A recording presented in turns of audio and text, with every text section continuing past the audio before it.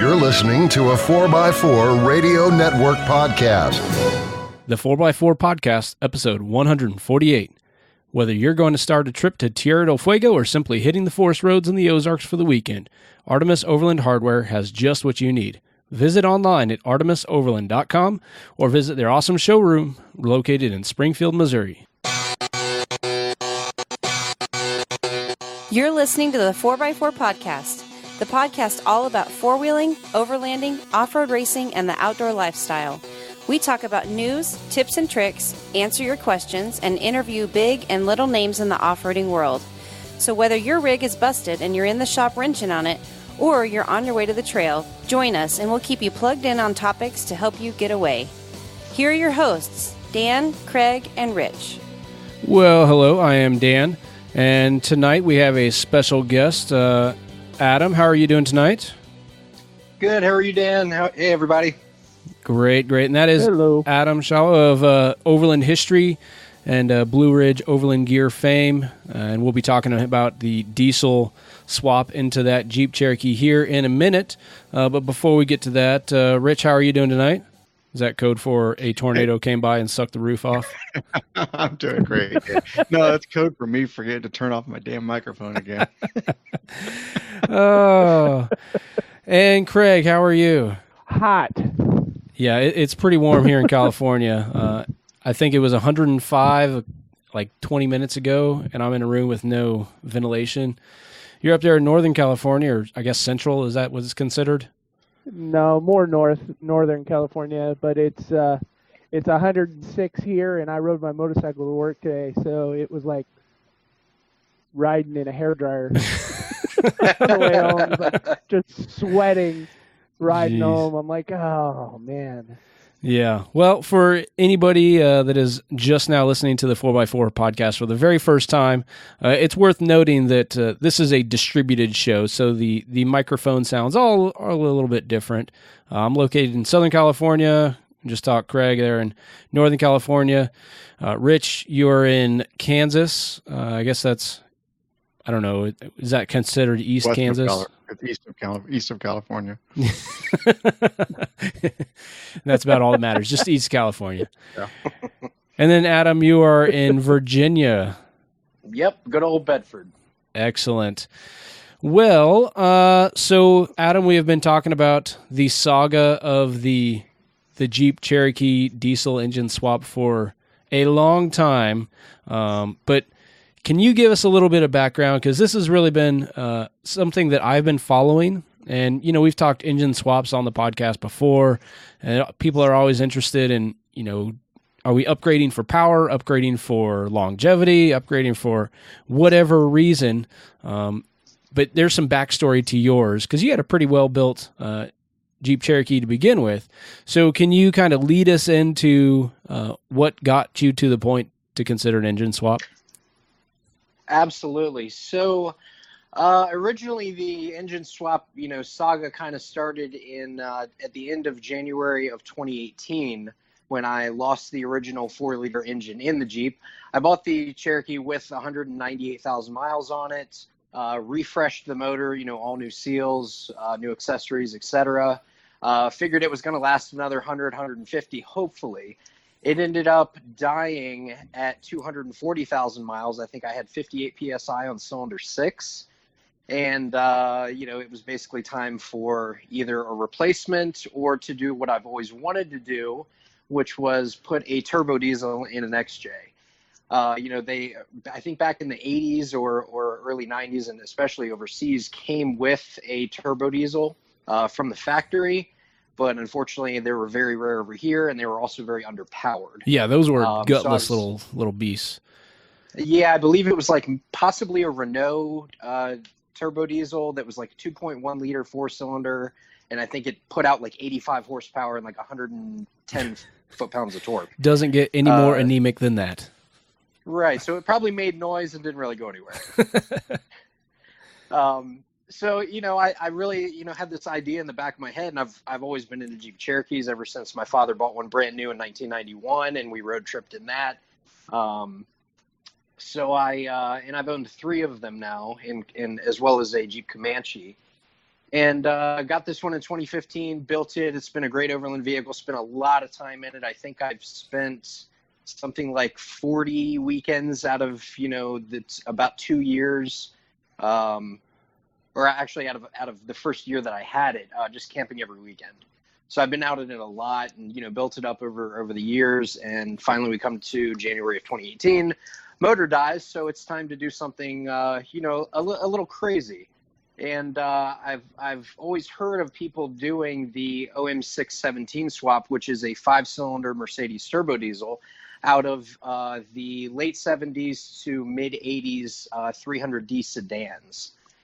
And, I've heard their legendary reliability. They're great motors. People are starting to swap them into other things. Yeah, they absolutely are. They're known for going 600,000 miles before needing a rebuild. And, they're used all over the world. So parts are plentiful. So that was kind of the goal, was to get that, motor in there. And when the Jeep died officially, I believe it was January 30th, 2018. It was February 14th, Valentine's Day, that I bought the heart donor Mercedes to, essentially swap that motor out of the sedan and into the XJ. So really, I guess just to back up a little bit, Adam, is you were going for longevity and reliability. Absolutely. That's what led you to this engine?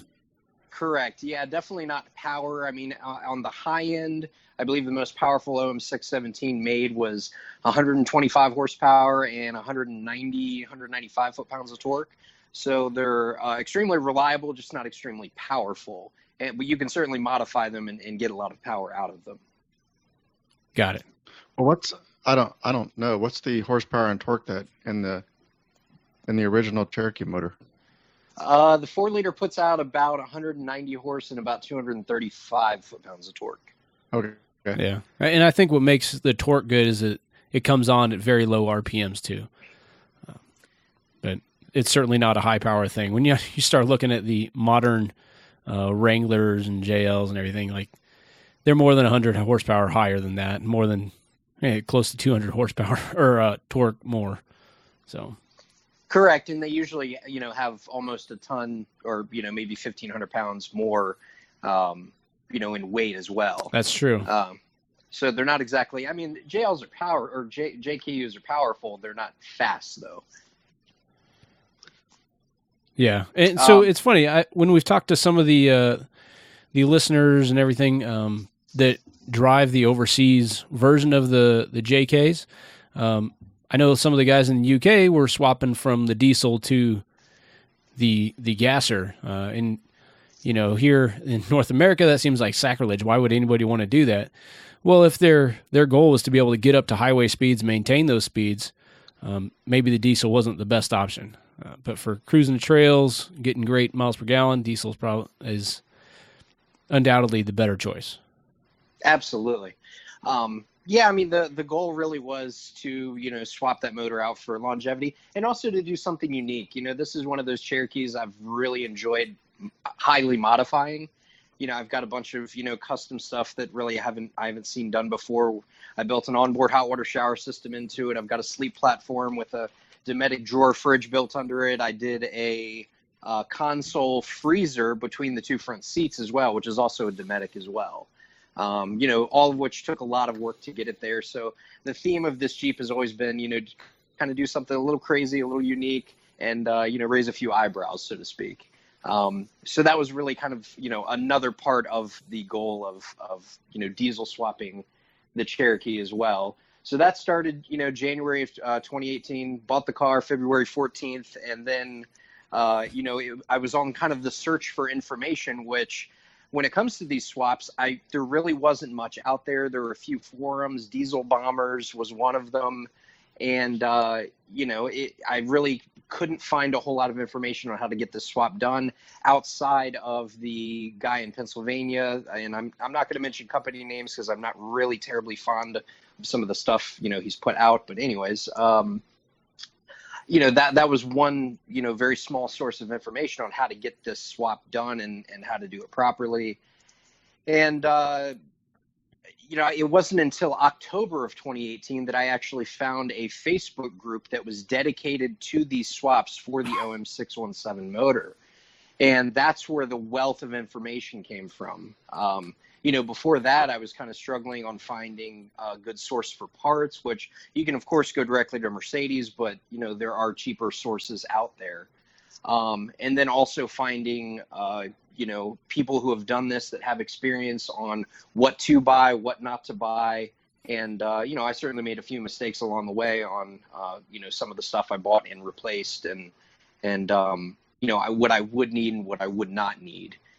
And, once I found that group on Facebook, the floodgates of information opened, and I had, really hard information and good pictures of exactly what to do, what not to do. And, there are a lot of people out there that have a lot of bad information about how to modify these motors and how to get them running properly and stuff like that. And, these guys really set it straight and have all of that great information in one place.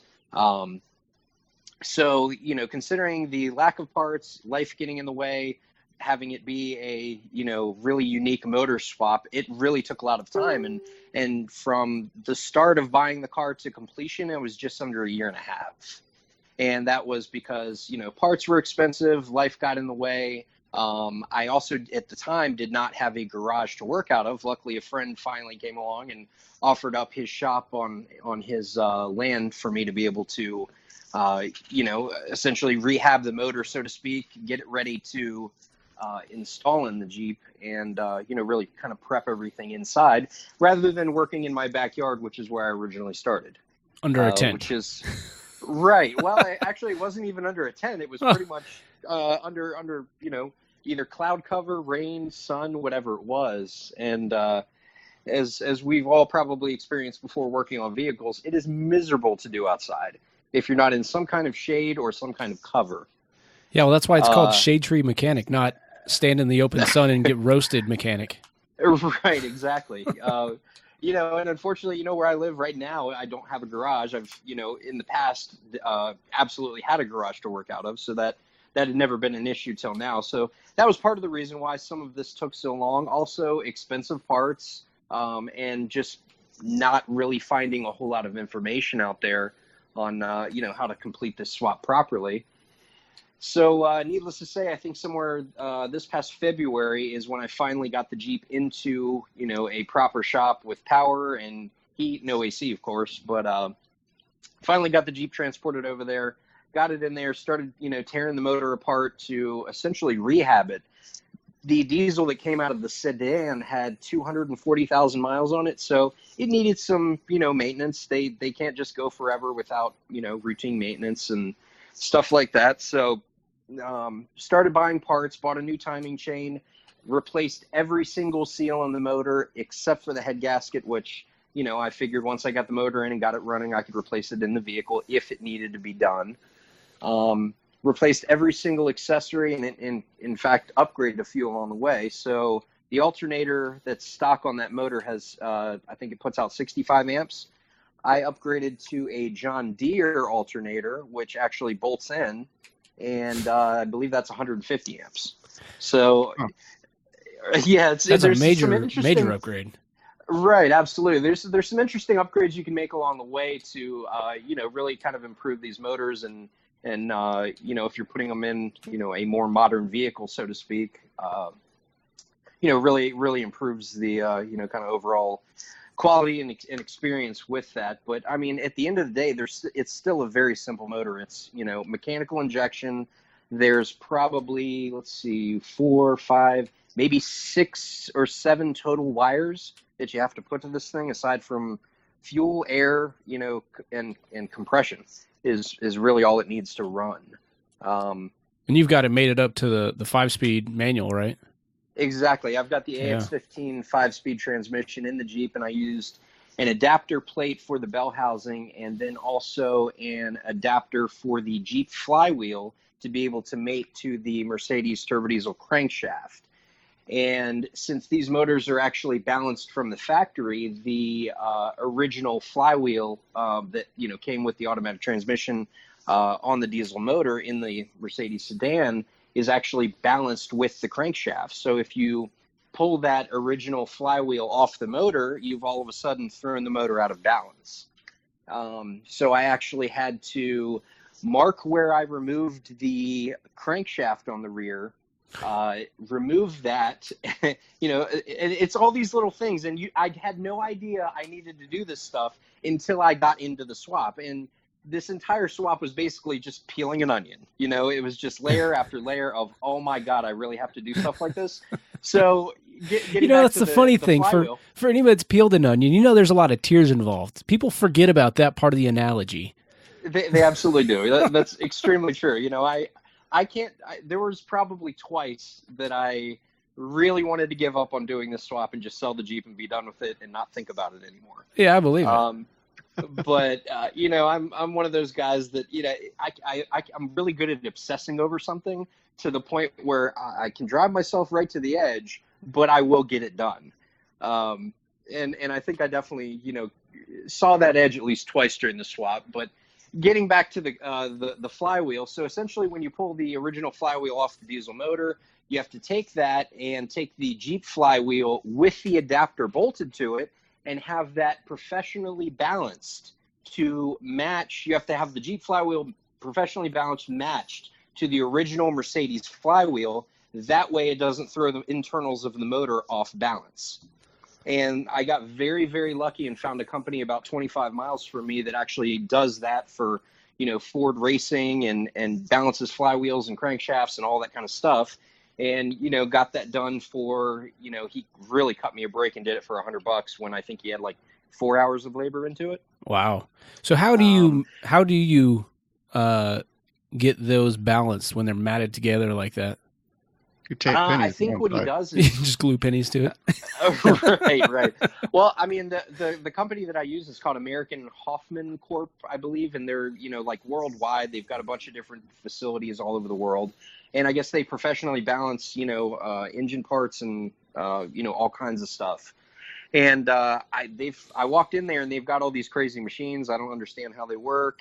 And the guy that runs the shop, his name is Kyle, nicest guy in the world, tried to explain it to me, and I about fell asleep, listening. I just didn't understand, anything about what he was talking about. And, he balanced it two different ways and all of this other stuff. And I'm like, that's really cool. And I was trying to understand what he was talking about, but it was, he might as well have been speaking another language. And, but needless to say, those are the kind of things that you find doing a swap like this that you just have absolutely no idea that you'll run into.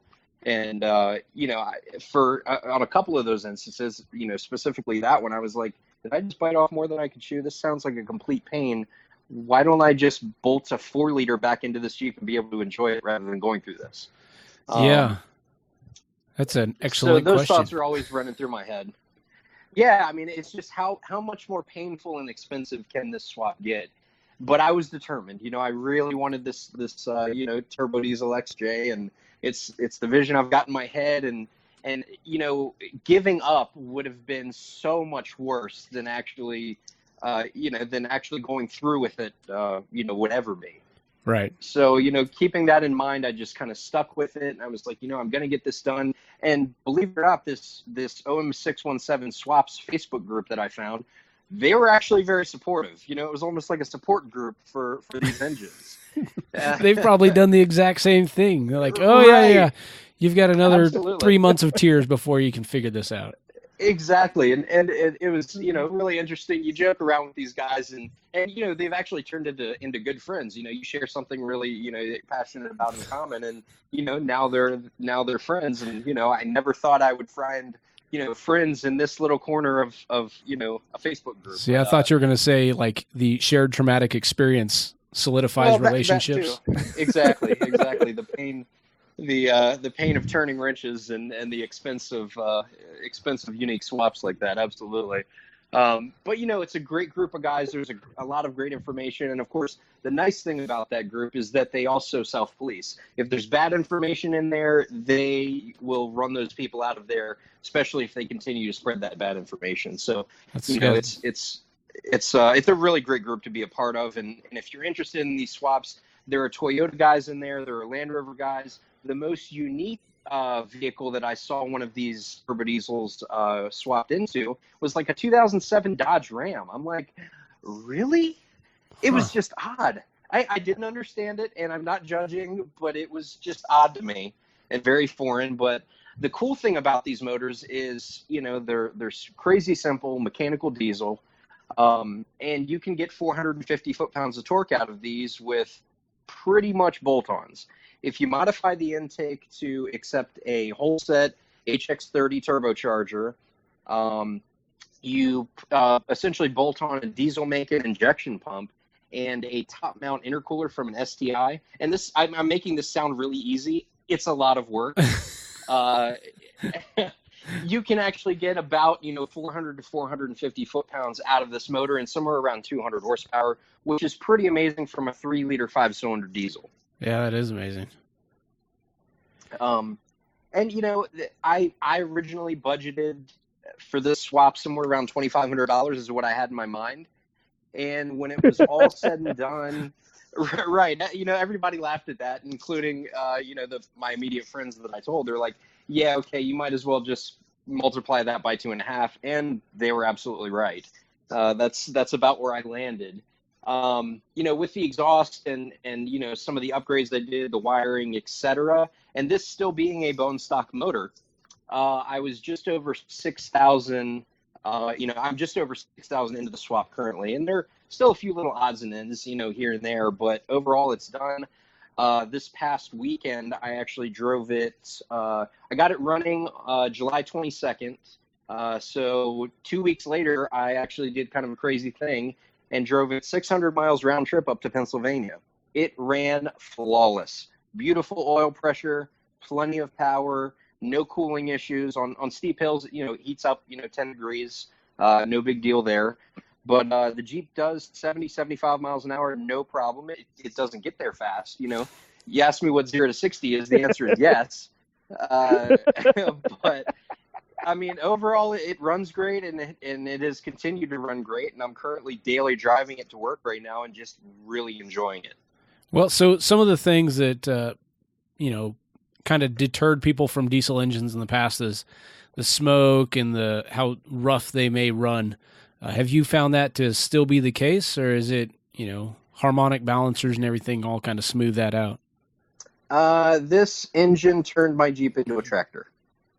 Yeah. It's, with the 5-speed transmission, it's not uncomfortable, but it's certainly not, you're certainly not getting into a brand new vehicle with all the creature comforts. Sure. An XJ is, a pretty raw vehicle in and of itself. They're mine is 25 years old. It's a 1994. So it was a tractor with the 4-liter in it, and it's even more of a tractor with the diesel in it now. This diesel runs smooth because I had it balanced properly with the flywheel. But at the same time, the stock motor mounts that were in the sedan had little shock absorbers on them. And now I've basically just got pretty hard rubber motor mounts in the Cherokee because I didn't retain those, and there's really no way to retain those in the Cherokee. Yeah. It vibrates a little, and it's, a little bit loud on the interior. But I also pulled all of the insulation out of my interior, reason being it holds moisture to the floorboards and rusts them. So the plan is to put a little Dynamat or some type of sound deadening on the interior to make it a little bit more comfortable on the inside. Yeah, that makes sense. A louder stereo. Yeah. In all honesty, listening to that turbo diesel is actually pretty relaxing. And I've never actually owned a vehicle with a turbo. So I just love listening to it spool up. When you get next to like a building or a Jersey wall and you can hear that turbo. Oh man, that's fun. So just to be clear, there are guys, and the most annoying question I've gotten so far is, will it roll coal? It's not an F-250 on 38s, Yeah. It probably will if you mess with it. But, rolling coal is the sign of a really inefficient running engine, or, fuel that you're just not burning. Yep. And Gail Banks is a huge proponent. He's come on, many public forums and said all those guys are rolling coals are a bunch of idiots because they're just wasting power. Not to mention the fact they're also, giving a bad name to, people who tune engines and go off-roading and things like that. But yeah, if Gale Banks says that it's dumb, I'm on board. I'm in his camp. And I absolutely agree. He's a super smart guy. So, does this motor put any smoke out? When I first started up, there's the smallest little puff of white smoke. And apparently while I'm driving and shifting between gears, there's a small little puff of black smoke, in between gears. Not enough for me to even be able to see inside the vehicle. And other than that, zero smoke. It stinks a little bit, if you get, a waft of the exhaust. It doesn't stink inside the vehicle, but, if you're outside of it, you can certainly smell it. But other than that, super, efficient running motor. One of the things that I did do was I deleted the EGR. And when I originally resealed the intake and exhaust, I actually looked inside of the intake, and it was probably a 1/4 inch of black soot buildup inside of that. And I had a really unorthodox way of cleaning that. I took it to actually get hot tanked professionally, and usually a hot tank will get all of that grease and grime off the exterior of it. Well, it didn't get the inside of the intake. So I actually took a toilet brush and I cut it down. I cut the handle off of it, and I used a hose clamp and a rubber hose, and I ran it up and down the inside of that intake, and I probably used 30 cans of brake clean to clean the inside of it. I couldn't even get a pressure washer in there. Like, there was just no way to do it. It was so small. Wow. But that actually ended up working, and the motor just runs phenomenally. It's got plenty of power. I can't say it's quiet because it sounds like a tin can of marbles, but I'm pretty excited about having, and this is kind of my nickname for it. I call it 5 beer cans and a hairdryer under the hood. Yeah. Well, so I think once you have a couple months of running it, you'll have a little better perspective. But I'm still going to ask you to look into the future and kind of give me some perspective. So some of the other options, the Cummins R2.8 repower existed before you decided to go with the Mercedes engine. It definitely costs more. Is that something, are you still glad you went with the engine that you did, or now in hindsight would you prefer just to plunk down a larger pile of cash and get a fully dressed, ready to install, or almost ready to install Cummins engine? Well, the Cummins engine, I've read good and bad things about it. Of course, it's a Cummins engine, but I've also read, I think it was an article where apparently this engine shows up in a lot of box trucks in Taiwan or something like that. I don't know if y'all are familiar with that article, where I guess the quality is questionable.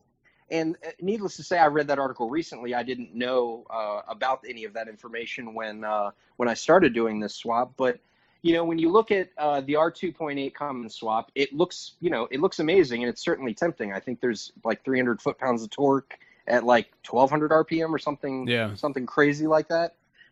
Which is really amazing. Cummins has legendary reliability. But when you look at the price tag, it's $10,000. Yeah. Or maybe they've come down a little bit. I believe they had a discount at some point for like $1,500 off.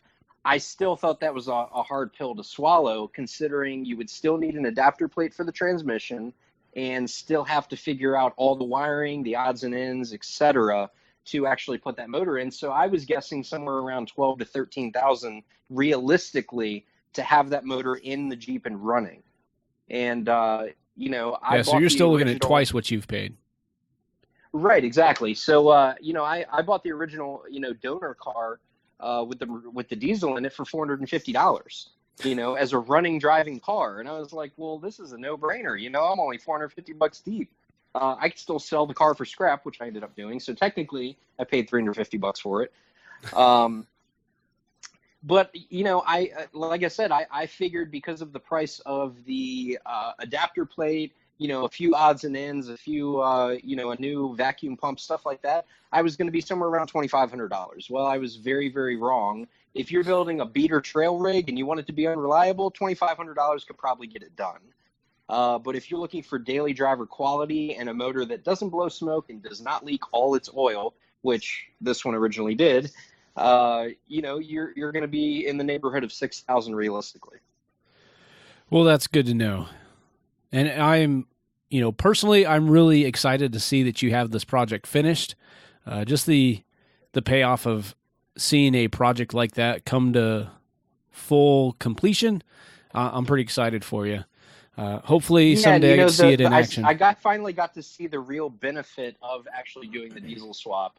And on this road trip this past weekend, I actually averaged on the way home doing 55 to 60 miles an hour, averaged 20 miles per gallon in that Jeep. So the internet's ate your voice for a minute. Did you say 24? I'm sorry, you're breaking up just a little bit. You sound like a robot. That's funny. I just commented that same thing. You said it was 24 miles per gallon on that trip? 26.5 miles per gallon on the way home. Holy smokes. Okay. That's what I said. So I've only got 31-inch tires and 410 gears, but I thought that was pretty phenomenal. Yeah. Do you intend to go to any larger tires or different gears? No. The biggest challenge with the Jeep is because I wanted to stay with 3.5 inches and 31s, I actually had to have a custom oil pan made for the engine. And originally this engine is a front sump where the oil pump is chain driven, by the timing chain on the front of the motor. Well, the original 4-liter is a rear sump motor. So I had solid front axle clearance issues. So what we had to do is a buddy of mine, Jamie Wiseman in Alabama, built me what turned out to be a $1,200 oil pan. And essentially what we did was we took the backside off of, and this is kind of the custom stuff you get into with this stuff. We took the backside off the oil pump, extended the tube to the rear of the block, and built a custom sump pan out of the original oil pan. And by the time I had it modified properly to where it would clear the front axle with articulation and that kind of stuff, with shipping around and all that kind of stuff, I was now the proud owner of a $1,200 oil pan. Man. So would you have been able to reduce the cost if you had gone up and lift entire size a little bit and then just bump stop to limit articulation? Or would it kind of come out a wash? It probably would have been more expensive to actually lift the Jeep higher, put bigger tires on it, re-gear it, etc. You're looking at $3,000 versus, a $1,200 oil pan. And in all honesty, I never built this XJ to be a rock crawler. It's more of a long distance overland vehicle. I wanted to keep it on 31-inch tires and keep it kind of low. So, I'm not straining the stock axles, and getting horrible mileage going down the road. Okay. Well, that makes sense. Well, any other questions there from Rich? You look like you got a big question on your face. No, we're under a tornado watch here, and I just pulled up. There's a tornado actually just to the west of us. Oh, well, awesome. So I kind of got distracted there. So that was the question mark. Will you have a roof in 10 minutes or not? Got it. All right. Well, Adam, I don't know if you've got time still. You can hang out with us for the rest of the show. Yeah, absolutely. Excellent, because we got some great things to talk about here and some awesome feedback coming up. So, but before we get to that, we live in a strange time where so many of us want to shop online for equipment designed for us to get outside. I get it. Shopping from the comfort of the couch at any time is very appealing. But so much of the equipment we use for overland travel is really expensive, and it would be nice to see it up close and explore it a bit before spending your hard-earned money. Artemis Overland Hardware is located in Springfield, Missouri, and you can visit them in person. You can see all the equipment in person, pick it up there, and head straight out for an adventure right from their shop. Artemis Overland Hardware only stocks the very best equipment. Anything you pick up is going to withstand the harsh environments that you'll be subjecting them to. At ArtemisOverland.com, you'll find a wide selection of rooftop tents and ground tents from companies like Oztent, 23Zero, Eezi Awn.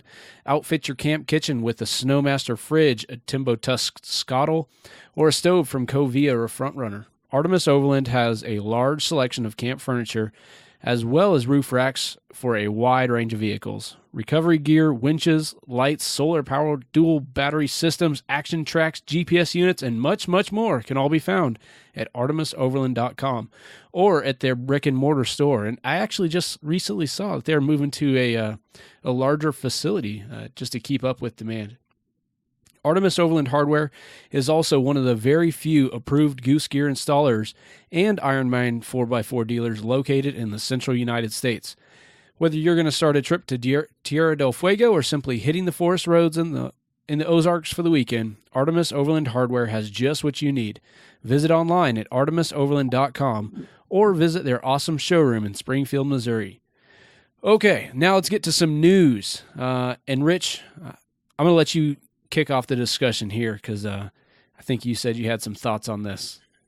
Yeah, the first article we had is from pickuptrucks.com.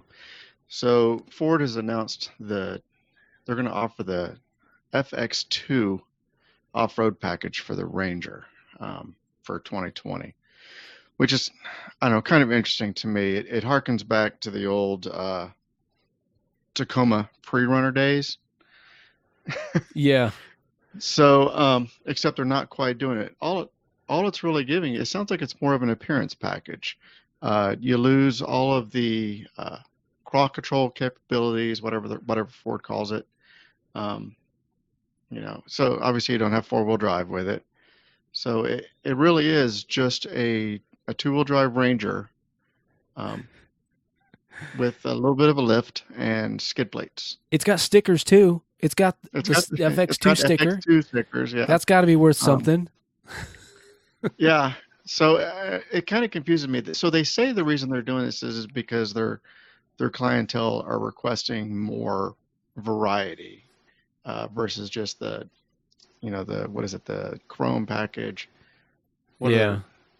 So, I mean, it says that they'll get the off-road tuned shocks, some more aggressive tires, and the electronic locking rear differential. That's pretty helpful. Oh, it does say that. I thought it was omitting that. No, and you do get the front air dam delete, which really just causes worse gas mileage. It gives the appearance of more ground clearance, but those air dams are flimsy plastic anyways. Right. And then it does add some underbody protection. But I agree. I mean, this is targeting a pre-runner market that doesn't want this. I don't know. Yeah, I mean, I guess I don't know how much. Something I found really interesting though about it was the price. Yeah. So basically, it's $700 less than an FX4 package. Yeah, that's significant. So here's the way my brain works. Ford is basically telling me the value of a transfer case, basically a four-wheel drive system, and then all of their fancy computer-controlled, crawl control, train control, all that stuff is only $700. $700. That's it. I'm right that's a there with bargain. you, Rich. I'm right there like, okay, that's worthless. Yeah. That means they're going for the fact is we're gonna sucker people to pay $700 less for $2,500 worth of stuff that not getting. Right. So basically, yeah, the FX2 package is going to cost you, just shy of $600, over the base Ranger. So. Yeah, we talked about the Ford Tremor kind of targeting a market that doesn't make sense. Now they've got a FX2 that I don't know what's going on over there at Ford. Well, I tend to agree because the interesting thing is that I just read an article the other day where the Nissan Frontier, a truck that's been around since 2005, is outselling the new Ranger 2-1. 2-1, not just 1.1. That's twice. I saw that same article. Yeah, I thought that was incredible, and I think what it is that Ford is trying to kind of ride the coattails, so to speak, of the original legendariness of the Ranger, while offering a truck that is kind of lackluster in the market. It's not offering anything truly unique or special at really a bargain price. Yeah, I mean, the two-wheel drive was a Wrangler was a bust. I don't really remember how well the pre-runner Tacoma sold. I think I knew maybe 3 or 4 people that had one. Yeah, but they probably weren't driving it off-road anyways. Well, we also have to remember, too, I'm I'm from the East Coast and I'm from, now the Midwest, the pre-runner market doesn't exist out here. They can hardly spell pre-runner. Yeah, especially anywhere where it snows. That just doesn't make any sense to me. Well, the pre-runner thing is more of it's a desert thing. It's a West Coast thing. I don't know how well the Tacoma pre-runner sold because I never saw them. So yeah, I'm here in California. I don't even remember seeing them. Yeah, I've seen a couple of them, and I've driven actually one of them in the desert, and I felt like it drove just like any other Tacoma. I just lacked the ability to switch it into 4-wheel drive if things got nasty. So, but again, this is you didn't have any fun because you were afraid of getting stuck. Yeah, and it wasn't mine anyway, so I didn't want to ball it up anyways. So, but sticking on the Ford topic here, next article is we're finally getting some numbers for the 7.3 liter gas V8 from Ford. And so this is the engine that's going to fit between that base V8 engine that they have and the Power Stroke diesel. So there was some questions on that in the past, and right now we're looking at 430 horsepower at 5,500 RPM with 475 pound-feet of torque at 4,000 RPM. And this is going to be in the 2020 Ford Super Duty, the gas, again, this is a gas engine that we're talking about. And so, I just don't see that as being a major upgrade. But this is the engine that's going to be going in the F450 chassis cabs, the 550, the F600. I mean, these are big trucks. I don't see it. I just don't see it. I don't see the reason to put a gas engine in what a truck should be a diesel truck. Yeah. I can understand putting it in the 1500s.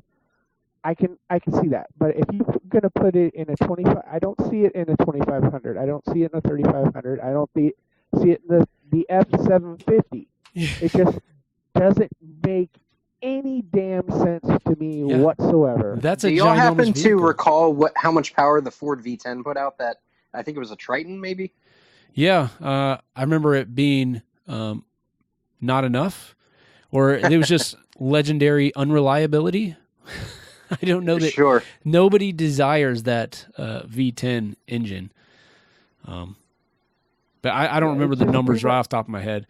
Actually, so funny you mentioned this. We're just going to talk about it in the future here in a little bit on the show. But I just came back from Alaska and I helped co-drive for part of the time a Ford E450 chassis is the base in an RV. And so that pulling a 29-foot RV chassis or body and a trailer with a couple four-wheelers on the back through a bunch of the roads in Alaska, and the power wasn't the problem. It was the suspension for that thing, but it was an RV, so I'm not an RV driver, especially after driving some of the vehicles that I have been driving lately.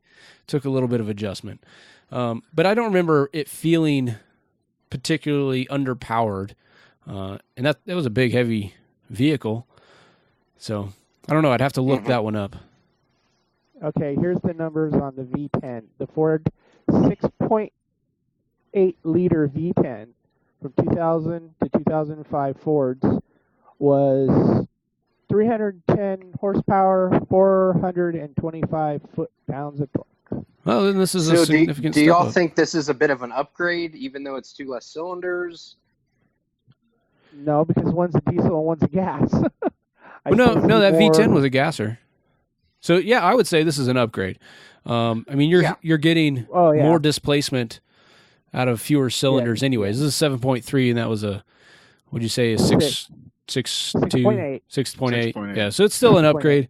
More displacement's going to be good for you. You're just asking those cylinders to do more. But yeah, I kind of feel like this is maybe the last gasp of large V8 fuel inefficient engines before a lot of the electric stuff starts taking over.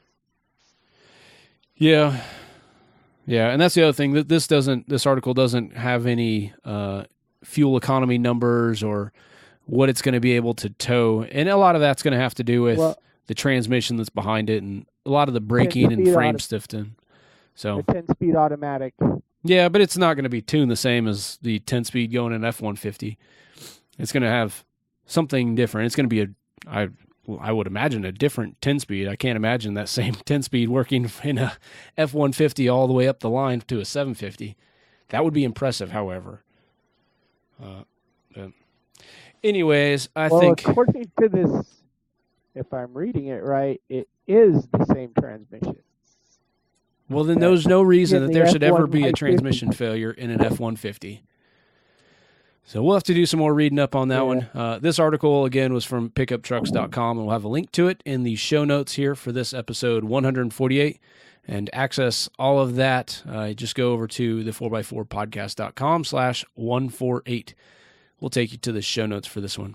Next up, this is a real quick article. Just wanted to share because, our friends of the show over at Rugged Routes, they have finally gone live with their infrared belt temperature sensor. And this is really...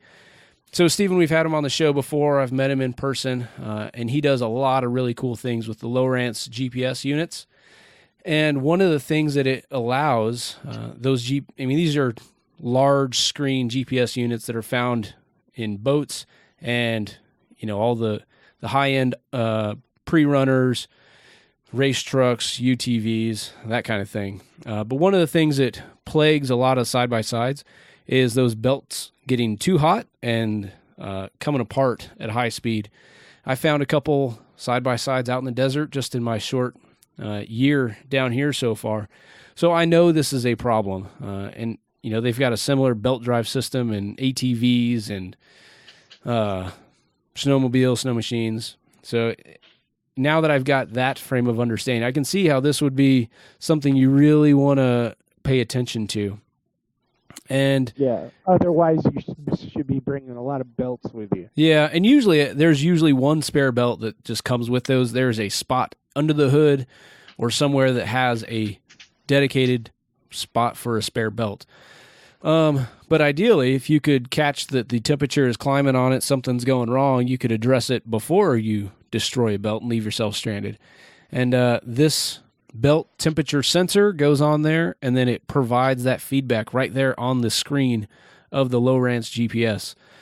So I know Steven's done a lot of really hard work putting this together, and being able to bring it to market now is pretty awesome. And I'd like to see that become like a standard feature on more stuff. Hopefully it goes big time with that. But if you have a side-by-side, you know all about what we're talking about. Probably know better than I do since I've got limited time behind the wheel of a side-by-side. But be sure to check that out over at ruggedroutes.com. And we'll have a link to a video that shows a demonstration on how that works, so that you don't find yourself stranded in the middle of nowhere. Okay, going on I to... think that's a great idea. Yeah, it really is phenomenal. I can't believe that somebody hasn't come up with something like that sooner. Next up, have you guys heard of or seen the Premier Power Welder? I was just reading about him tonight. Pretty cool. I watched a few videos on it. This is something that's been on my wish list for a number of years, and it will likely remain on the wish list for a long time. But essentially, what it is a multi, not format, but it allows you to weld using stick welding, MIG welding, or even TIG. Obviously, no gas is involved here because it all fits under the hood. But it's essentially this little blue box that provides all of those processes and an upgraded alternator, unless you're running one like Adam that's already cranking out 150 amps. It's pretty awesome. Which is the exact reason why I installed that one, because I saw this coming. Oh, seriously? You Really? looking at... Yes. Dang. Yeah, I mean, having an onboard welder system, if I took the Jeep, overseas or something like that, and I was really remote, absolutely, the plan was to actually put something like this, on board on the Jeep, in addition to running both of my refrigerators. Yeah. Well, this is a pretty awesome thing. Just in Johnson Valley, you could use that. Oh, yeah. Sure. Yeah, and this one kind of popped up to the front of my brain when I was looking at some articles here. And Premier Power Welder is the official welder for the Ultimate Adventure. Something that, I would always love to be on, and I at least follow and watch the videos. All kinds of fun things. But just being able to pop the hood of your vehicle and, weld your buddy's vehicle back together, or even weld on your own vehicle as long as the engine's running and you're cranking out power, that is pretty awesome. Well, besides that, it's depending on which models you go with, there's also the ability to just be able to use power tools too. Yeah. So. Yep. So that's a very awesome thing. If you're, this is something that a lot of people probably don't even know exists, and it takes up such a small amount of room. If you're talking dollars per cubic inches inside your engine, it's a pretty high item though. I was looking here for the 91 to 99 Jeep Cherokee, and I guess this alternator that goes in, Adam, is a 175 amp alternator, so you may come up a little bit short. Well, believe it or not, the alternator that I bought, it said it was rated on the low end for 150. It was also as high as 200. Okay, well, never mind. You're good to go. I've seen some of them go up to 240 Jesus. amps on here too. Yeah. I think that was the Ram 2500. That model would go up to 240. Yeah. Well, either way. Yeah, you had to have dual, I think. Yeah. Yeah. This one is. I wonder is, do you have to have the ability to be able to get your car into a high idle mode? Yeah. So it comes with a manual throttle cable, like a choke system. Okay. So that's in the kit included. Yeah, it's a stick, and you stick it in there. No, it's like a pull and twist, and it holds it there. I don't know what idle speed you need to be set at, but I'm sure it's not like full-blown rev. And it's interesting. I'm sure, so the price tag on this is $1,294.95. I'm sure plus shipping. So it's not something that's cheap. It's way more expensive than getting a couple batteries wired together in series. But, this is stick, MIG, or TIG, depending on what process you're looking to do and which accessories you have to go with it. You got to remember one thing. If you have this type of welder, you cannot weld on the vehicle that it's plugged into. Wait, Correct. So you can't weld on your own? It will short the system. No, you can't. See, that's the thing is you could have it in your Jeep, but you'd have to be welding on my Jeep, and my Jeep would have to be running to weld on your Jeep because you have to disconnect the battery or you'll fry your electrical system. You'll fry your computer. You'll fry your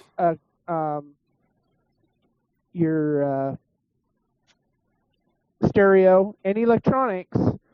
When that TIG goes off, it will send a surge to the system. Oh, no. And it will fry your computer. So I'm looking in the FAQ, the frequently asked questions.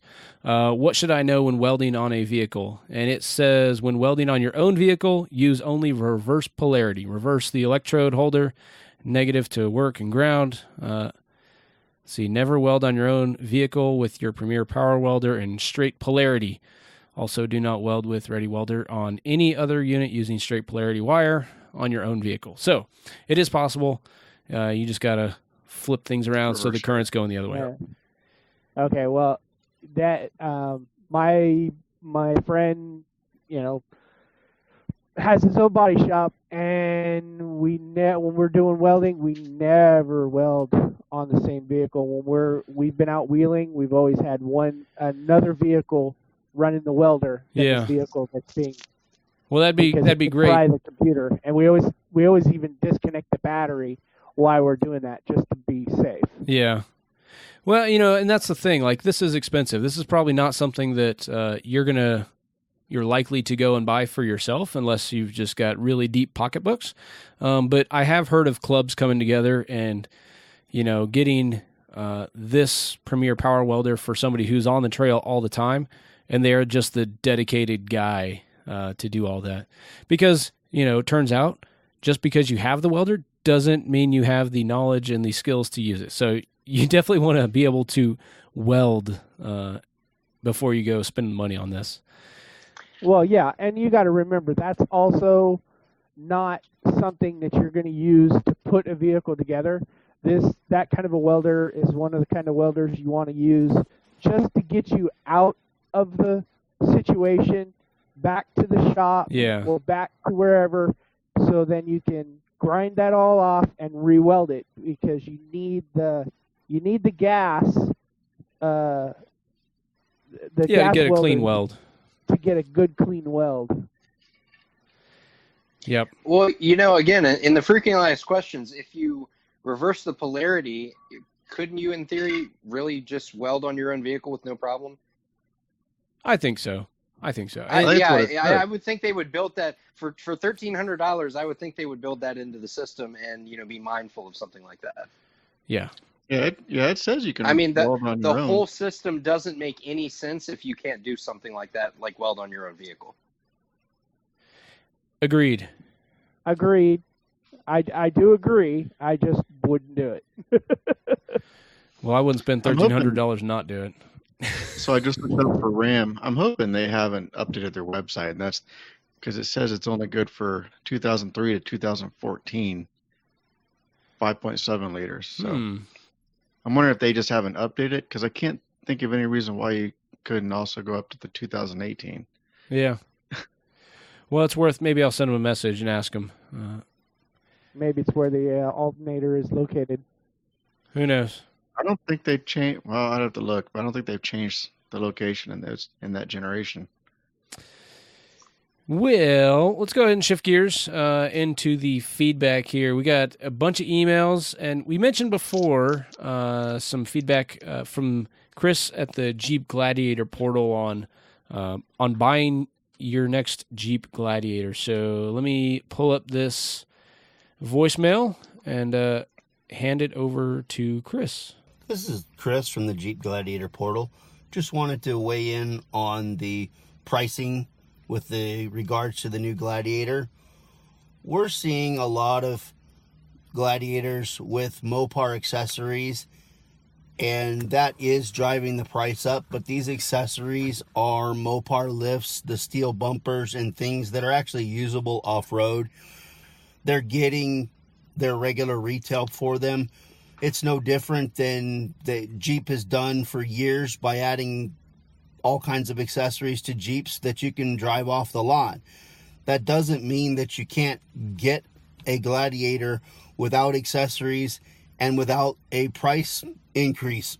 We paid normal retail for our Gladiator. We saved a little bit on fees, and we got a free spray and bed liner, but we didn't pay any exuberant overpricing fees, and we got the first sport that was, or one of the first sports in the state of Colorado.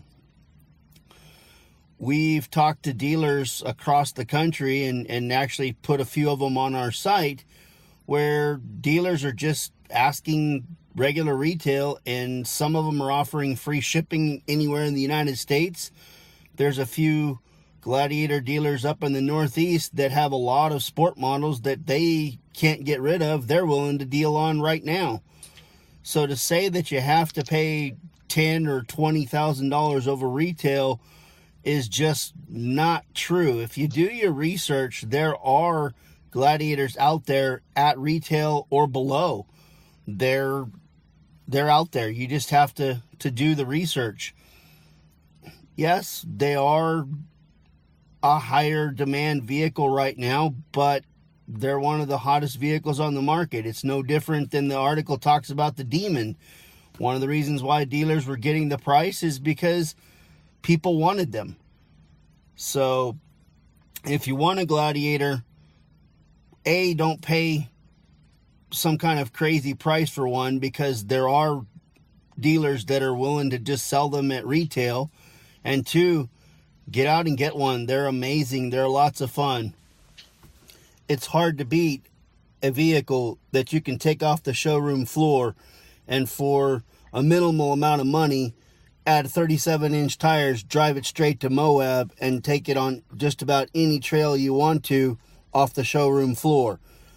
That's pretty hard to do with a lot of vehicles. So these things are really a lot of fun. They're available. You just have to do a little bit of work to try to get one. Don't let that stop you. They're out there. These things are tons of fun. They're actually able to be had at reasonable prices. Just got to get out there and find one. Thanks. All right, Chris, thanks for sending that feedback in. Sometime we'll have to get you on and talk something even more specific than buying the Jeep Gladiator, because I think you're one of very few people that I've talked to that actually have one. I see very few of them around here. So what do you guys think? You looking at...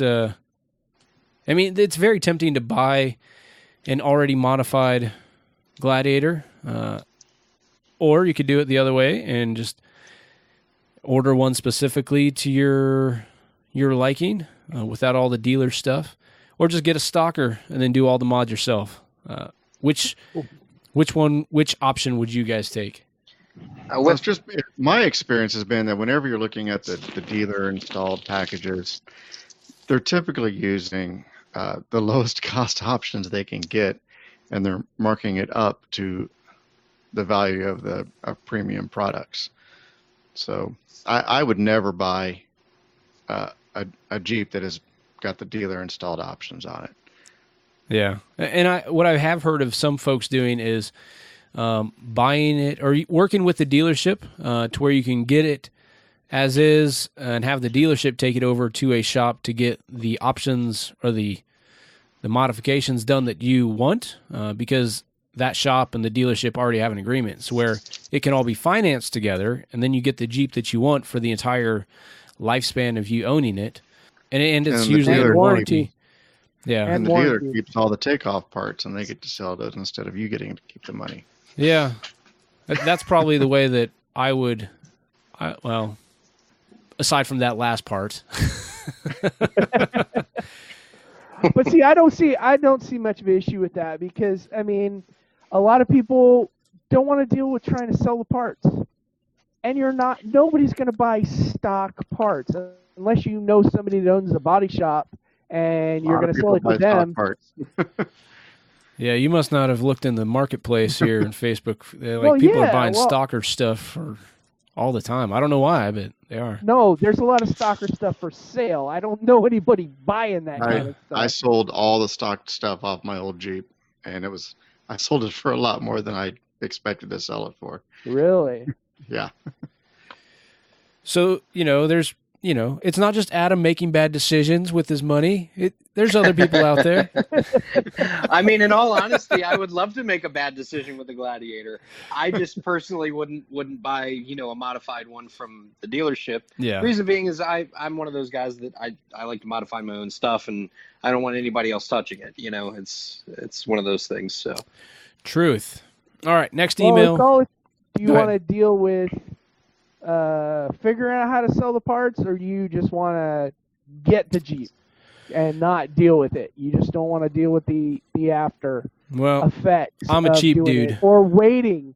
Or, I understand. It's probably cheaper. It's better. You can build slow.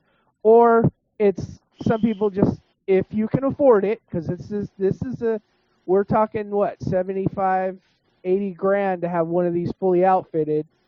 And you can go up as high as 100,000, fully offloaded, lift, tires, winch, everything. If you got the money, it can get done. Sure, but I'm a cheap guy, so I'm going to go the cheap route, and I'm going to sell the stuff myself after I do the work myself. I also warranty my own work with myself. Wait to go full wheeling. That's true. Well, I mean, that's the thing that Chris is talking about, and we'll get him on again, that, you can do a lot with a Gladiator in a stock form. I don't know if you guys are as much of YouTube addicts like I am, but watching folks like Brad over at Trail Recon, he bought a Rubicon, he did get the Rubicon version of the Gladiator, and, he's done a lot of work to it immediately anyways, but just watching what he did with it in stock form was pretty impressive. So... anyways, next email we've got, this is a really cool one. This is a little old, seeing as how we're way behind on podcast production. He says, "Hey guys, I've spent the last few weeks listening to your entire podcast library while at work. I dig it. Another guy that deserves a badge of honor. Great content, real-world product reviews, entertaining format, and great stories and guests. Thanks for all the efforts to bring people a podcast worth paying attention to. Well, thank you. I'm hoping you could give me the details on which Baofeng radio you have and mentioned on the podcast. I'm looking on Amazon right now. I see a couple in the $24 to $30 range. I want to make sure it was the same one I purchased, or purchased the correct one you had mentioned, and they are stopping sales of. Is it the UV5R? Yes, and I've already answered all these questions here, but just wanted to share with everybody. So UV5R, I think the sales on that are stopping in September, but that is the one that I've used. It's a dual band handheld radio. The components inside of it are not awesome. They kind of deteriorate and they stop working after, a year or two, depending on how much you use it. But if you feel so inclined, you can program some frequencies that are outside the approved spectrum, meaning you can put the GMRS, FRS frequencies into that radio, as well as use it for a ham radio. And that's kind of one of the handy things, but it's also one of the things that is causing it to have the sales stopped. Let's see, on to the rest of the email. If you could tell me the actual one, that'd be great. I'll be sure to order through the podcast Amazon link and score a couple decals for the truck. The Amazon link for anybody else interested is the 4x4podcast.com/Amazon. And we'll talk that here in the future. He has a 2004 F250 with a 6.0. I know it's been very reliable so far. It's mostly stock now, but building a list to make the thing a beast of an off-road survival vehicle. We enjoy camping and four-wheeling, nothing extreme, just getting off the pavement and finding some nice trails. I say survival vehicle because we were part of the campfire in Paradise, California, and lost almost everything, including our daughter, who we got out with just a few moments to spare. After that experience, my wife and I have decided we need a vehicle that can fit our whole family, pets, and enough gear to live for at least a few days away from the rest of the world, and that can get through a barrier or small vehicle if the situation calls for it. Our daughter was sleeping. Ramming mode. Yeah. Ramming speed. It goes on to say our daughter was sleeping, and we showed up and had about 10 minutes to get her woke up, grab the dogs and a handful of clothes, and leave as the house itself caught fire. If we had got caught up with a roadblock or an abandoned vehicle, we very well might have lost her. That's why we want a beast. Thanks again for the entertaining and educational podcast. I'll be hitting up for the codes after I receive these radios. Jim and Michelle. So I just wanted to share that one because that is a particularly compelling email. I'm glad everybody made it out okay. But the survival vehicle thing, what do you guys think? Is the survival thing a fad, or is it a real thing that's going to be creeping into off-roading segment and overlanding even more than it already has? I think it's an overlanding vehicle and a survivor vehicle are one and the same to me. I mean, because you can, if you need it, you can use it as a quote-unquote escape vehicle. Yeah. Yeah, I mean, the whole purpose of overlanding is to be self-sufficient. So really, the two are the same thing. Yeah. The interesting thing is working directly in the, overland, industry, so to speak, is, I get a lot of customers that are also ex-military, not only ex-military, but also preppers. And, they're into the bug out thing. And there's a lot of, overlap, into overlanding. And of course, as y'all said, they can be one and the same. I guess it depends on how much ammunition and firearms you also have in the vehicle as well. That's true. And, in all honesty, there is a fine, fine line between prepared and paranoid. Yeah. Is the fine line somewhere around the tinfoil hat? Exactly. just before it. Yeah, no, I think if you build up to be prepared for that kind of thing, you have the added bonus vehicle or bonus benefit of having a great overland vehicle build. So, and I did hook him up with that, and I need to re-engage with Jim and actually send him some information on the chirp file on how to get that radio programmed. Or you can also head over to one of our friend podcasts, the Snail Trail. Those are Toyota guys over there that just started a show here, creeping up on episode 20, I think, as it currently is. But Tyler there is really into ham radios, like really, really. And he'll have a lot of great information for you as well. But I'd be glad to help. I just need to shoot him an email. All right. So let's see. I think we've got 2 more emails to work through here. Man, we're getting a lot of emails lately. Hello, Dan and company. Recently started listening to your podcast. I went way back to episode 1 to work my way up. Currently on episode 18. I'm looking to purchase a 4x4, a YJ in particular. I found a low mileage rig, but it has a 4-cylinder 2.4 liter engine. Are there any pros and cons to this engine over the 6-cylinder? Keep it up, guys. Big fan of the podcast. Thanks. Gabino. Sorry, hopefully I didn't butcher your name. So, Grusha? Yeah. Is it German? No, you're looking at the next one. Oh, Gabino. There we go. So, all right. So, 2.4 liter 4-cylinder engine. What are some of the power and torque? I have never heard one good thing about that 2.4 liter. The 2.5 liter 4-cylinder, I've heard plenty of good things about. You can hold those things, bounce them off the rev limiter, run them upside down, God knows what. But the 2.4 was, as far as I understand, and I have not owned one, was hot garbage. Yeah.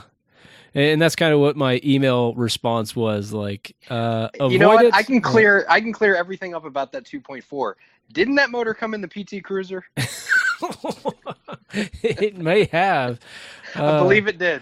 It may have. So, I mean, my response really was, if you're getting a screaming good deal on this vehicle, like so good that it helps justify an engine swap to put something else in it, then go for it. But otherwise, the 2.4 liter is, it's a dumpster fire. Yeah, So. I'd look for something with a 6. Yep, that six-cylinder 4-liter engine is awesome. Or I know a guy who could probably help you out if you want to put a diesel engine in it. You just volunteered. You just volunteered a year and a half of my life. How did I know he was going to go there? Yeah, I mean, this was well timed. As if I wanted to have you on for this specific piece of feedback. Yeah, I'm thinking he did do this, didn't he? All right. So last one. This one's pretty interesting. Hey, Dan, Craig, and Rich. I've been listening for a while, and I love the show and the content. I'm in the Air Force, and I've been lucky enough to experience off-roading all over the world. Japan had the best by far, but I love living in Germany because it's given me the opportunity to buy my baby. In 1977, Volvo C304. I just hope that I'm qualified to listen to the podcast with my extra axle and all. I'm wondering where in your travels has been your favorite and most exotic places to off-road. Thanks for the podcast and the knowledgeable content. From Odin Stevens. Okay, now are these pictures that are in our show notes the actual pictures of his vehicle? Those are of his vehicle. Cool. Yeah, it's pretty awesome. It kind of reminds me of a Pinzgauer. Yep. It is a really cool vehicle. Yeah, it's kind of in the same family with it's got the portal axles, a nice high clearance cab forward, flatbed utilitarian truck, with, as he said in the email, an extra axle. So it's got those tandem axles, 6-wheel drive, with a spare mounted on top of the cab. So that's not one you're going to want to change very often. And most importantly, it's a Volvo, so it's super safe, right? Yeah. I still would not want to be in an accident. Though. Yeah, I wouldn't want to rear-end somebody in that thing. I wouldn't want to be the guy getting rear-ended. He's probably going to run right up over the top of you. Oh, yeah. Well, it all depends on how big that vehicle he rear-ends, because otherwise he's going to be a pancake. Yeah. That's why you don't see many cab forward vehicles. There's not a lot of crumple zone in those cabs. Well, I mean, the crumple zone includes your legs. So your feet, your legs, your knees. Yeah. Well, so I guess to answer the question, really, I haven't had, when I was in Korea, I didn't get to do a lot of off-roading. In the training areas was one thing, in military vehicles, but that wasn't really the same. There's just not a lot of off-roading in that part of the world. And really, in terms of off-roading, areas here in Southern California it's pretty much Mecca. Like, besides the heat making me be extremely miserable even now while I'm trying to record in the studio that's like 95 degrees, it's pretty awesome. I've got easy access to tons of iconic trails. You know, I still haven't had a chance to get over to the Hammers, but it's right there within an hour and a half of where I'm at. I've got Big Bear with, you know, so many great places. Within, I think to get up to the Rubicon is about an 8 or 9 hour drive, so that's certainly not a day trip, but that's right there. Mojave Road is just, you know, one of the iconic overland trails. I've got Baja just to the south of me, so this is pretty awesome right where I'm at. But you don't see many Volvo C304s cruising around any of these trails. However, I have seen the Unimog Fest over in Calico, which is less than a half hour from where I'm at. So there are some very cool vehicles that do frequent my trails locally. So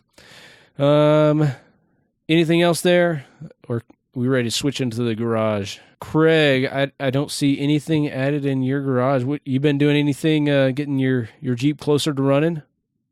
Yeah, I did do a little work on the transmission the other day, but I got sideswiped by my son's car. He comes in on Saturday, and I had made plan. I set myself. I'm going to work on the transmission on Sunday. My son comes in on Saturday and says, "Hey, Dad, my car didn't stop." Oh, jeez. What do you mean it didn't stop? So he goes, "Yeah, it just kind of like doesn't want to stop now." I'm like, "Oh." So I go out, pull the wheels off, and actually one of the brake pads fell out of the vehicle, and I hadn't even unscrewed anything except take the tire off. Yeah, it's funny. I was riding my bike a couple weeks ago, and I saw a caliper or a brake pad laying on the ground. And I told him to tell me that when it started squeaking. Well, apparently it went past that, went right through the rotor, so he needed 2 new rotors and brakes all the way around. And so I did that on Sunday. So that was my garage, working on my son's car. Well, that is not exciting. I hate when things get in the way of the progress that you actually have planned. So, all right, Rich, what all you been up to? Not much. We're, packing. We're getting ready to move, or eventually. So we're kind of working on that on the house. But in the meantime, I've been just sketching up storage ideas for the back of the truck, trying to just come up with my own platform and drawer system that I want to do. So, are you looking for just some drawers or a sleep platform, or? It'll probably end up being both. Well, yeah, I guess that makes sense. Yeah. Maybe if I make the drawer big enough, I could sleep in the drawer. Hey, all a Kramer Seinfeld style. Yeah. Pull the drawer out, sleep outdoors, and then if you... Oh, yeah. If it's real bad, then I'd shove it in and suffocate. Yeah. Well, so here's something to consider. There's a lot of companies out there that make outstanding ones. We mentioned Goose Gear and had Brian on the for an interview. Yep. That's a lot of money. Not necessarily in everybody's budget. That is some high quality stuff. Yes, it is. But they can be made yourself, depending on your ability, your woodworking skills, or I've also been looking at like the extruded aluminum type of cabinetry type things. That's what I've got, a huge catalog of that stuff sitting on my desk. So. Oh, really? Yep. Well, that's a pretty good way to go because you can get some nice square angles put together. It's very lightweight. It's very strong. Yep. Goes together kind of like Legos. Yeah, but the nice thing about wood is that, it's cheap to work with and it hides mistakes really well. Yeah. You've never seen my mistakes. They have to be pretty big mistakes if you can't hide them with wood.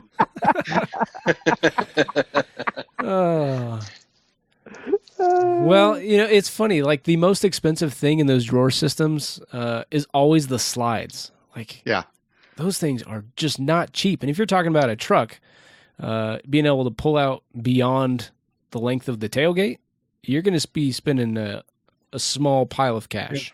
They're not cheap. Now, are you thinking, Rich, are you thinking a full pull-out, or are you thinking full pull-out drawers, or full top to bottom of the bed, or just over the wheel wells and have something that pulls out like that, or? Most likely it's going to be in between the two wheel wells, just from the whole length of the truck bed. And Gotcha. it's only But I mean, are you going to go mentioned... all the way to the top, or? No, it'll be I'm trying to keep as much height as I can inside the truck. Ah, okay. Have you looked at the decked systems? I have. They're very nice. I Yeah. don't have that kind of money. It's very expensive. What were you going to say, Adam? Well, you mentioned you're selling the house. Now would be a great time to drop a four-wheel camper in the bed of that truck. Yes, I would love to do that. And just too. live in that full time. Trust me, I thought about it. Yeah. Depending on how that conversation goes with the wife, it might not be an option. It may be an option just for you. It may be an option for me to live in it, but that's about it. Just by yourself. Goes, Yeah, that's fair. okay, you're moving into your truck. Well, I'm moving into an apartment. Yeah, that probably wouldn't go so well. Oh, well, I'm interested. I'll, probably flood you with all the YouTube videos that pop up in my feed, if they're not already popping up in yours. Oh, I've seen them. They're popping up like crazy. As soon as you have the thought, they start showing up. It's weird how that works. Yeah. Well, this has been a little bit of a hiatus between podcast production here, and part of it is because I went on a pretty awesome trip. I mentioned before going back to Alaska, and I did.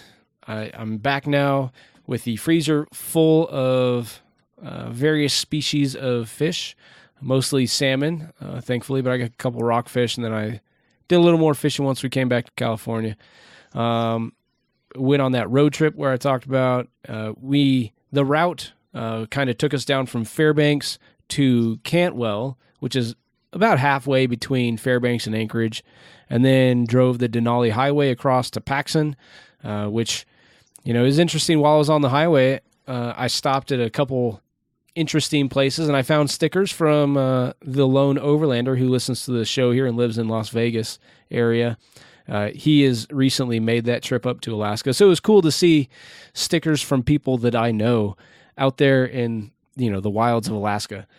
So that was a really awesome trip. The family that I stay with, we got good friends up there, and their 15-and-a-half-year-old, almost 16-year-old daughter, for her first vehicle, has purchased a 1984 Dodge D250 pickup truck with a full 8-foot bed, single cab, V8. Thing's pretty awesome.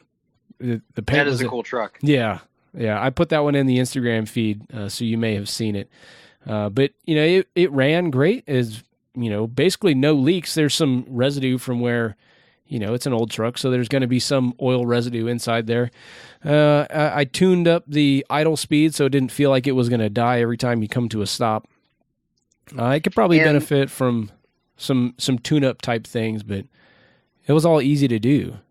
That one has the 360 V8 in it, right? Yeah. Okay. Yeah, I believe those trucks didn't come with the 12-valve Cummins until 89, if I remember correctly. Yep. And I think it was about that same year where they had the option for a double cab or something. Right. Yeah. Yeah, it's actually really rare to see those trucks nowadays. Yeah, and to find it in Alaska in such great shape is pretty surprising. Mm-hmm. Yeah, Dodge never made a double cab. The King, the 4-door cab. Yeah. They never made one originally. Huh. Those were aftermarket. Interesting. Well, either way. As far as I know, that I've been told, the older trucks that are 4-doors, you couldn't actually buy those for Dodge. They were actually an aftermarket company would put 2 more doors on it. Interesting. Well, I don't anticipate that's something that she's interested in doing anyways. But it is 2-wheel drive, which I think is an interesting option for Alaska, seeing as how the roads are covered in ice for 8 months out of the year. She could always put Trax on it. Yeah. At runner. least skis on the front and Trax on the back. That'd be exciting. There you go. And wow. it's funny. I have seen vehicles like that in Alaska. Full-size trucks that have skis on the front and everything, like a snowmobile. Pretty awesome. I still don't see that happening. So also on this trip, I had the opportunity to run around on some ATVs, some four-wheelers, really more than I have ever before. And not just for getting around and everything, but actually using them as a tool. Because one of the fishing locations that we picked was a couple miles down a pretty rugged trail. You would not want to be walking down there. And like part of the trail had a rock slide that covered it, which made it for even sketchier wheeling. The water has eroded it, so it's pretty off camber. And it was funny. We stopped fishing a little after midnight before we made the trip back out.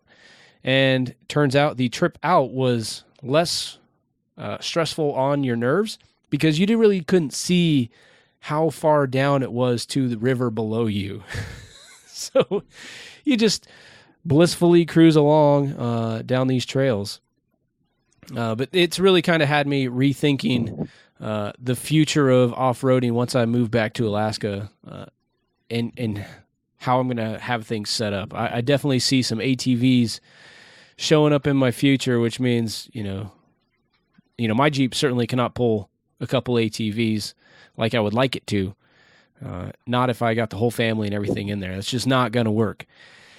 So That's what We can always put a turbo diesel in there. Truck's for. yeah, even then it just comes down to the cubic space inside, trying to fit 5 people and a dog, and still have room for camping equipment and a trailer that's towing a couple wheelers.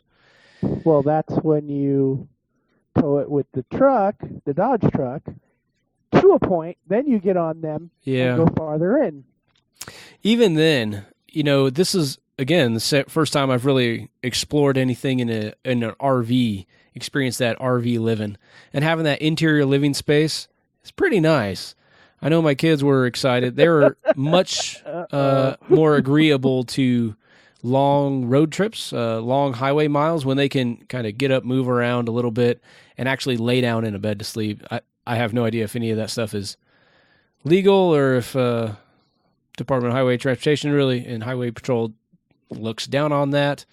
Probably. No, they were. No, it wants to be. It's funny. Even with an RV, you can actually have a beer behind the passenger as long as you're in the back behind the driver's seat. You can have a beer. You just can't have it in front of the driver's seat. Yeah, we are not giving any legal advice. I would not go by that one as gospel. No, I mean certain states are different. Alaska is a pretty liberal state on a lot of different things. Being able to run ATVs down public highways like that and down to the local stores, like that's a normal thing. But I have started thinking about, I'll probably lose a lot of overlander credibility by just mentioning the word RV, but it's for what it is. It's a pretty good deal, especially if you're exploring trails on an ATV or a side-by-side. So there are some, nice 6x6 RVs out there. Oh yeah. That would cost the same as a house. Yeah, you join off-road, they build those four-wheel drive 30 some odd foot RVs all the time. Yeah, I tell you, I have looked at U-Joint Off-Road's website many times where they take a 29-foot, RV and they give it a 6-inch lift and 35s and four-wheel drive. Like, it's a thing. Oh, yeah. It can easily be done. So trust me, I have looked at it. I have floated the idea past my wife. And again, it just comes down to, how much tolerance is in the budget. Turns out not enough. Not yet. No, it's not how much tolerance is in the budget. It's how much is your wife going to tolerate. Oh, no, I think she'd be in for that. I have no doubt that my wife would love that. But it's just not in the cards at this time. And turns out also podcasting like this, if you don't know, does not pay a ton of money. It doesn't pay hardly any money. But that's something we talked about. Also, this RV trip kind of got a little more expensive because of some tire failures. And these are tires running at 80, 85 PSI, and when they came apart, they came apart. But it was really surprising. After, I kind of did some an autopsy, or they call it a necropsy, on the dead.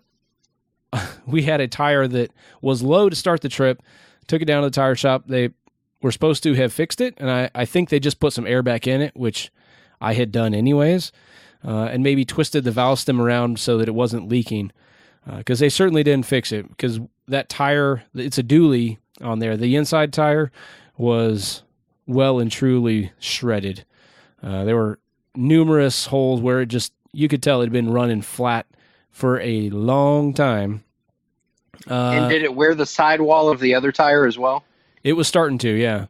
And that's what caused it to eventually, we took it in, finally said, hey, we got up in the morning, it was completely flat. That's why I crawled all the way underneath to do an inspection of everything. And that's when I said, hey, we got a bigger problem here. But finding tires on a Sunday in that, late in the day was a little bit of a challenge. So we tried to make it back from Anchorage to Fairbanks unsuccessfully. So we, traveling in Alaska has its own thing. So we eventually did get a used tire back on it, get back down to Anchorage, and get 2 new tires lined up. And through the off-roader network, I put a call out to my friend John Bidney that lives down in Wasilla. He put it up on Facebook, and a network of off-roading friends, the Jeepers community, came together, and we found a shop that was able to do an after-hours installation on this. Got them mounted. Didn't get them balanced, but they got them mounted anyways, which was enough to get us on the road that night. And then we just swapped drivers overnight. We make that trip. It's like a 7 or 8 hour trip from Anchorage back up to Fairbanks, so that my buddy could get into work. So it was quite the adventure. Quite the adventure. The nice thing about an RV is, of course, home is where you park it, but home is also where you break down. That's true. That's true. And, it was no mechanical thing. It was just tires. And tires are something that, wears out anyways. Usually not in that way. But we went through, there was a spare tire. We got the spare tire on, and it didn't, it needed 2 tires. So really 3 tires, because once you replace that spare. So all things considered, it was still a great trip with great friends. And that's one of the things, I just recently saw it again as a good reminder. You can go fast alone, or you can go far with friends. And that's a reminder that, traveling by yourself is one thing. You got a lot of flexibility. You can go as fast or slow or as anything as you want. But if you're going with friends and family, it's going to slow you down, sure, but the whole experience is going to be way, way better. So if you're interested in learning anything more about kind of what life in Alaska full-time is like, my friend John and his family, they run a YouTube channel. It's called Our Alaskan Life, and I'll put a link there in the show notes. And really, it's nothing more of just showing what life in Alaska is really like, and not what you see on the History Channel and, glamorizing all those other things. And it's not as far-fetched as those network shows may want you to believe, but it is still pretty awesome, not going to lie. But I think that is it. So just want to say thanks to everybody for staying subscribed and for supporting the show in all the different ways. One of the ways that you can support it is by shopping on Amazon for anything that you would normally shop for. Just go to the 4x4podcast.com/Amazon. We'll get a few cents to help keep the lights on and the servers running here. Also, we are a proud member of the 4x4 Radio Network. Head over to 4x4radio.com and you'll find a huge playlist of all the shows on the 4x4 Radio Network, including the Center Seer podcast for everything Land Rover related, the Jeep Talk Show, talking all things Jeep. We've got Cody and Matt over at the Trail Chasers and On the Trail with Kevin and Scott to find out what off-roading is like down in Florida. If you want to contact us, you can hit us up on email, the 4x4podcast@yahoo.com. On Facebook, Instagram, and Twitter, we are at the 4x4 Podcast. You can leave us a voicemail at 719-924-5337 or the SpeakPipe tool, or you can do like Chris did, just record a voice memo and then email that over to us. And before we go, Adam, is there anything else that you want to help promote? Anything? We've completely failed to mention that you are also over there at Blue Ridge Overland Gear. You got anything cool going on?